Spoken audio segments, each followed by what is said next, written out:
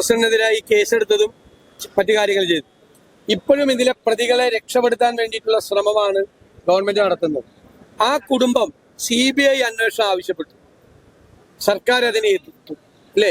നവീൻ ബാബുവിന്റെ കുടുംബമാണ് CBI അന്വേഷണം ആവശ്യപ്പെട്ടത്. പണ്ട് മുതൽ ഉമ്മൻചാണ്ടിയുടെ കാലത്ത് മുതൽ കുടുംബം CBI അന്വേഷണം ആവശ്യപ്പെട്ടാൽ അതിനെ എതിർക്കാറില്ല. ഈ ഗവൺമെന്റ് ശക്തിയായി എതിർത്തു. കാരണം CBI ഒരു അന്വേഷണത്തിലേക്ക് പോയാൽ ഇപ്പൊ കുടുങ്ങിയവര് മാത്രമല്ല, ഒരുപാട് ആളുകൾ കുടുങ്ങും. ഈ പമ്പ് ആരുടെയാണ്? ഒരു ബിനാമിയാണ്. ഇവര് ഇതിലെ പ്രതികൾ എന്ന് പറയുന്ന ഒരു ബിനാമികളാണ്. ഈ പമ്പ് ആരുടേതാണെന്നെല്ലാം പുറത്തു വരും.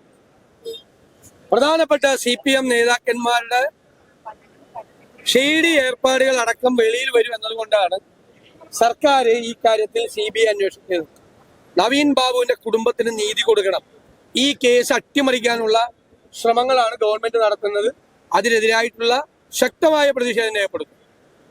ED സമൻസുമായി ബന്ധപ്പെട്ട് ഇന്ന് ദേശാഭിമാനി അടക്കം പ്രസിദ്ധീകരിച്ചിട്ടുണ്ട്. അതിൽ നിന്ന് പിന്നോട്ട് മാറുകയാണ്. ഇതൊക്കെ കള്ളമാണ്. കാരണം കഴിഞ്ഞ ദിവസം മുഖ്യമന്ത്രി അടക്കം അത് പറയുകയും ചെയ്തു.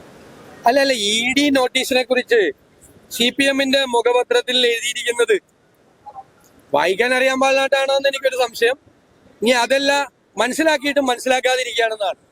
അത് അവര് മനോരമയിൽ കൊടുത്തൊരു വാർത്തക്കെതിരായിട്ടാണ് ഇത് എഴുതിയിരിക്കുന്നത്. ഞങ്ങളെല്ലാം വായിച്ചാണ് ആ വാർത്ത, കേരളത്തിലെല്ലാവരും. ആദ്യത്തെ ദിവസം കൊടുത്തത് ആദ്യത്തെ പേജാണ്, ഫസ്റ്റ് പേജാണ്. ആദ്യത്തെ ദിവസം കൊടുത്ത വാർത്ത, അത് നോട്ടീസ് കൊടുത്തിരിക്കുന്നത് ഇതാണ് ഫസ്റ്റ് പേജ്. പിന്നീട് കൊടുത്തത് രണ്ടാമത്തെ പേജാണ് കൊടുത്തത്. രണ്ടാമത്തെ പേജാണ്. 3 പേജ് ഉണ്ട് ആ നോട്ടീസിന്. അത് എന്തൊക്കെ സാധനങ്ങൾ കൊണ്ടുവരണം എന്ന് പറയുന്നതാണ് മൂന്നാമത്തെ പേജ്. ഇത് രണ്ടും ഒരു പേജ് അല്ല. ആദ്യത്തെ ദിവസം പത്രത്തിൽ വന്നത് അല്ലെ ഒരു പേജും ആദ്യത്തെ പേജും, രണ്ടാമത്തെ ദിവസം വന്ന രണ്ടാമത്തെ പേജുമാണ്. ഇതാണ് വാർത്ത വന്നത്. ആ വാർത്തയിൽ ഒരു തെറ്റുമില്ല. ED അത് സ്ഥിരീകരിച്ചല്ലോ. ED അവിടെ നിന്ന് ഒരു നോട്ടീസ് കൊടുത്തിട്ടുണ്ട്. അത് സംശയം ഉണ്ടായിരുന്നത് ഞാനും മുഖ്യമന്ത്രിയോട് പറഞ്ഞത് എന്താ, മുഖ്യമന്ത്രി അത് ലൈഫ് മിഷൻ ആണോ അതോ ലാവ്ലിനാണോ എന്ന് വ്യക്തമാക്കണമെന്നാണ് പറഞ്ഞത്. അപ്പൊ ലാവ്ലിൻ കേസാണെന്ന് ED തന്നെ വ്യക്തമാക്കി. അപ്പൊ ലാവ്ലിൻ കേസിന് നോട്ടീസ് കൊടുത്തിട്ടുണ്ട്. ആ നോട്ടീസ് വാങ്ങിച്ചോ, അതിവിടെ ആള് താമസം ഇല്ല എന്ന് പറഞ്ഞ് മടക്കി കൊടുത്തോ എന്നൊക്കെ ഉള്ളത് വേറെ കാര്യം. ഞങ്ങൾ ചോദിച്ചത് ED എന്തുകൊണ്ട് പിന്നെ പ്രൊസീഡ് ചെയ്തില്ല. അതാണ്, ഒരു പൊളിറ്റിക്കൽ നെക്സസ് ഉണ്ട്, അവിഹിതമായൊരു രാഷ്ട്രീയ ബന്ധമുണ്ട്. ആ ബന്ധം കൊണ്ട് അത് മുമ്പോട്ട് പോയില്ല. അത് തന്നെയാണ് SNC ലാവ്ലിൻ കേസിൽ 35 or 36 പ്രാവശ്യം മാറ്റിവെച്ചു. ഞാൻ പറഞ്ഞല്ലോ, എപ്പോ സുപ്രീം കോടതിയിൽ CBI കൊടുത്തേക്കണ അപ്പീല കേസെടുത്താൽ CBIയുടെ വക്കീലിന് പനിയേരി. അന്ന് കേസെടുക്കണ ദിവസം പനിയേരി, CBI വക്കീല് ഹാജരാവൂല. 36 പ്രാവശ്യം മാറ്റിവെച്ചു. ഏതെങ്കിലും കേസുണ്ടോ CBIയുടെ കേസ് 36 പ്രാവശ്യം മാറ്റിവെച്ചത്? അപ്പൊ അതുകൊണ്ട് ഈ കേസ് ഈ നോട്ടീസ് കൊടുത്തതിൽ കൂടി അവസാനിപ്പിച്ചു. അതിന്റെ ഇടയിൽ ധാരണയായി. ഈ നോട്ടീസ് കൊടുത്ത വർഷം 2023 പാർലമെന്റ് ഇലക്ഷന്റെ തൊട്ട് തലേ വർഷം. അത് കഴിഞ്ഞിട്ടാണ് RSS നേതാവ് ഒസബലയെ MR അജിത് കുമാർ കണ്ടു എന്ന് ഞാൻ പറഞ്ഞു അല്ലേ? കണ്ടില്ല എന്ന് രണ്ടുപേരും നിഷേധിച്ചു, പിന്നെ സമ്മതിച്ചു. പിന്നെ പൂരം കലക്കിയത് ആരോപണം വന്നു. പിന്നെ സുരേഷ് ഗോപിയെ ജയിപ്പിക്കാൻ പോയി എന്നുള്ള ആരോപണം വന്നു. അതൊക്കെ ഇതിന്റെ ഭാഗമാണ്. കൊരട്ടിയിലെ അതെ നമ്മുടെ കൊടകര കുഴൽപ്പണ കേസ് ഒറ്റ BJP നേതാക്കന്മാർക്കും കുഴപ്പമില്ല, എല്ലാവരും രക്ഷപ്പെടുത്തി. അതെല്ലാം ഇതിന്റെ ഭാഗമാണ്. ഈ നോട്ടീസ് ഒരു വാർത്ത പറഞ്ഞിട്ടില്ല. ഈ നോട്ടീസ് കറക്റ്റാണ്. അത് ED സ്ഥിരീകരിച്ച നോട്ടീസാണ്. നിങ്ങൾ ഒരു പേജ് ഒരു ദിവസം, ഒരു പേജും രണ്ടാമത്തെ പേജും തമ്മിൽ വ്യത്യാസം ഉണ്ടാവില്ലേ? ഫസ്റ്റ് പേജും രണ്ടാമത്തെ പേജും. മാത്രമല്ല, ഇത് റിപ്പോർട്ട് ചെയ്ത മാധ്യമ പ്രവർത്തകർക്കെതിരായി വലിയ ഹീനമായ രീതിയിൽ സൈബർ ആക്രമണം നടക്കുകയാണ്. ഹീനമായ രീതിയിൽ.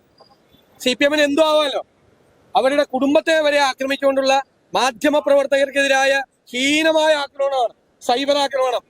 എന്നാണ് പിണറായി വിജയന്റെ മകന് നോട്ടീസ് അയച്ചാൽ, ED നോട്ടീസ് അയച്ചാൽ അത് വാർത്തയാക്കാൻ പാടില്ലേ? വാർത്തയാക്കിയ മാധ്യമ പ്രവർത്തകർക്കെതിരായി നോട്ടീസ് സൈബർ ആക്രമണം നടത്തുമോ? എന്ത് നടക്കോ കേരളത്തിൽ? അതൊന്നും ശരിയല്ല. അതൊന്നും കൊണ്ട് നിങ്ങൾ മാധ്യമ പ്രവർത്തനം അവസാനിപ്പിച്ചു പോകാൻ ഉദ്ദേശിക്കുന്നുണ്ടോ? വനിതാ മാധ്യമ പ്രവർത്തകർക്കെതിരായി ഹീനമായ ആക്രമണം നടന്നില്ലേ? ഇപ്പോ CPM-നെതിരായി വാർത്ത കൊടുത്താൽ വ്യക്തിപരമായി തെരഞ്ഞുപിടിച്ച് സൈബർ ആക്രമണം നടത്തുകയാണ്. അതൊക്കെ അങ്ങ് അവസാനിപ്പിച്ചാൽ മതി.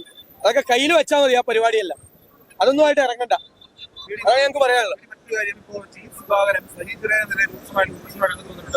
രാഷ്ട്രീയം സുജിത്തിനെ പഠിപ്പിക്കേണ്ടതില്ല എന്നതാണ് ജി സുധാകരൻ പറയുന്നത്. അപ്പൊ സിപിഎമ്മിനകത്ത് ജി സുധാകരൻ വലിയ അതൃപ്തിയുണ്ട്.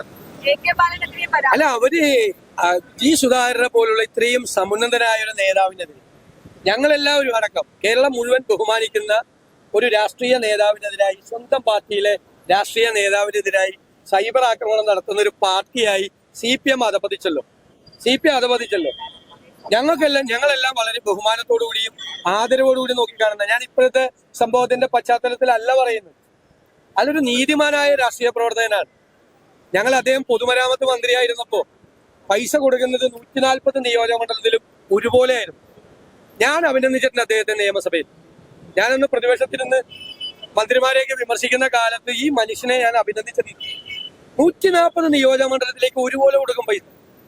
ഒരുപോലെ ഒരു നീതിമാനായ ഒരു ഭരണകർത്താവായിരുന്നു. എല്ലാവരോടും മാന്യമായി ഇടപെടുന്ന, നല്ല ഒരു ബൗദ്ധിക പശ്ചാത്തലമുള്ള, എല്ലാവരും ബഹുമാനിക്കുന്ന ഒരു രാഷ്ട്രീയ നേതാവ്. ആളെ പോലും വെച്ചേക്കില്ല. കാരണം ആള് മറ്റേ സൈക്കോ ഫാൻസിന്റെ കൂടെയില്ല, വിദൂഷകരുടെ കൂട്ടത്തിലല്ല ജി സുധാകരൻ. വിദൂഷകരെ മാത്രമാണ് ഇപ്പൊ രാജകൊട്ടാരത്തിലെ വിദൂഷകന്മാർക്ക് മാത്രമാണ് ഇപ്പൊ കാര്യമുള്ളത്, അല്ലേ? അല്ലാതെ ഉള്ള മാന്യരായ ആളുകൾക്ക് CPM-ൽ പോലും സാധനമില്ല. പിന്നീട് ഞങ്ങളുടെയൊക്കെ സ്ഥിതി, പുറത്ത് നിൽക്കുന്ന ആളുകളെ, പ്രതിപക്ഷത്ത് നിൽക്കുന്ന ഞങ്ങളൊക്കെ എങ്ങനെയാണ് ഇവര് പറയാതിരിക്കുക? ജി സുധാകരൻ അതൃപ്തിയുണ്ട്. അപ്പൊ കോൺഗ്രസ് അല്ലല്ല, അങ്ങനെ ഞാൻ അദ്ദേഹത്തെ ഒന്നും അങ്ങനെ കാണുന്ന ഒരാളല്ല. അദ്ദേഹത്തെ അപമാനിക്കരുതെന്നാണ് എനിക്ക് പറയാനുള്ളത്. ഇത് ഒരു കോൺഗ്രസ് പ്രവർത്തകൻ ചെയ്താലും ഞാൻ വിളിച്ചു പറയും, നീ ചെയ്തത് ഡെലീറ്റ് ചെയ്യണം, അദ്ദേഹത്തെ കുറിച്ച് അപവാദം പറയരുതെന്ന് പറയും ഞാൻ.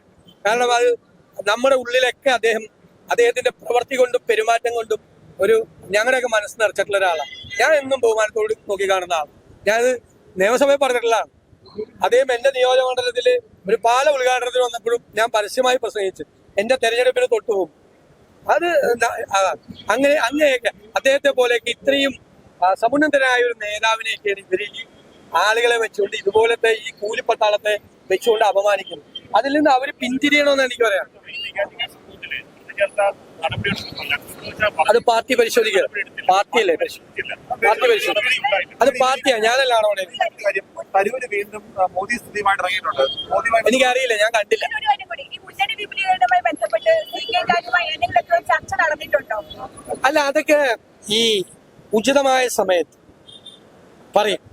ചർച്ചക്കാരെയും പുറത്തു പറയും. ഇങ്ങനെ ഒന്ന് നിങ്ങളോട് പ്രത്യേകിച്ച് പറയാം. Okay.